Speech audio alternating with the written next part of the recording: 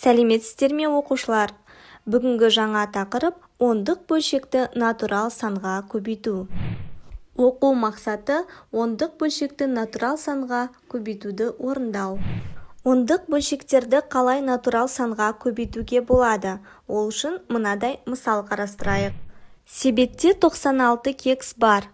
Бір кекстің салмағы 0,55 килограмм.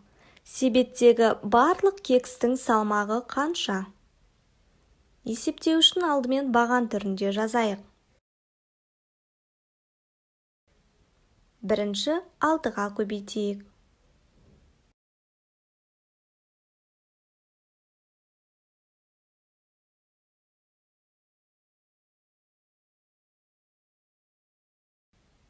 Келесі 9-ды көбейтейік, нәтижесін солға бір орын жылжытып жазайық.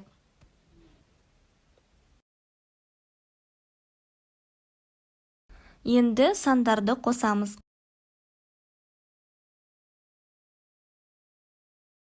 Ондық бөлшекте неше ондық таңба болса, көбейтіндіде сонша цифрды үтірмен ажыратамыз.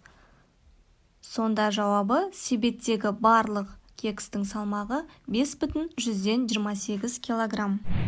Ондық бөлшекті натурал санға көбейту үшін бірінші үтірді ескермей сандарды көбейту керек. Екінші, берілген ондық бөлшекте үтірден кейін неше ондық таңба болса, шыққан көбейтіндіде сонша цифрды оң жақтан үтірмен айыру керек. Енді есептер шығаруды қарастырайық. Бізге шаршының периметрін табу берілсін. Шаршыны есімізге түсірейікші. Ол барлық қабырғасы өзара тең тік төртбұрыш, яғни оның бір қабырғасының ұзындығы 5,7 сантиметр болсын. Бізге осы шаршының периметрін табу керек.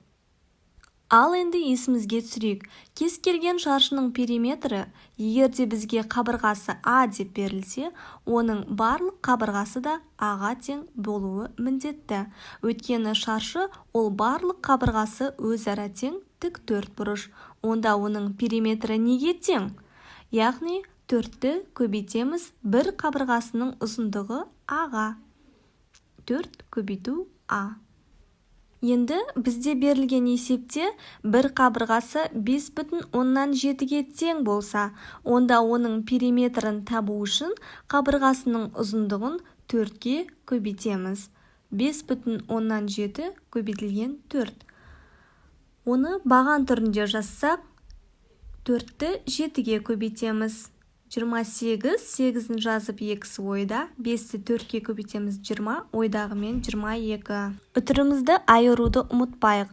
Үтірден кейін бір таңбалы сан, яғни соңғы ережемізде үтірден кейін бір таңбалы сан тұруы міндетті. Сонымен шаршымыздың периметрі 22,8 сантиметрге тең.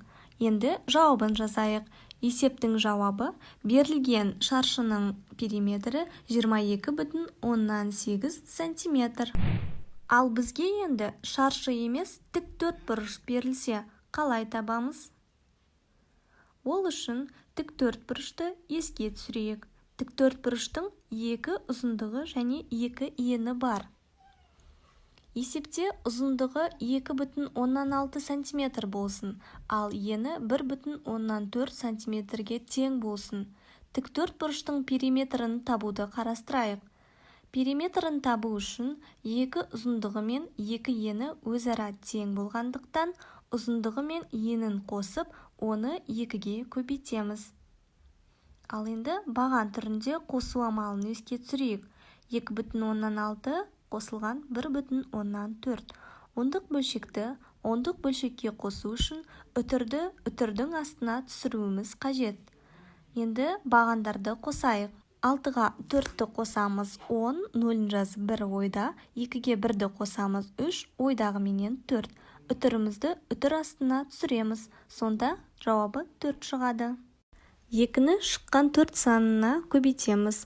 Ол бізге 8-ге тең. Яғни есебіміздің жауабы тік төртбұрыштың периметрі 8 сантиметрге тең.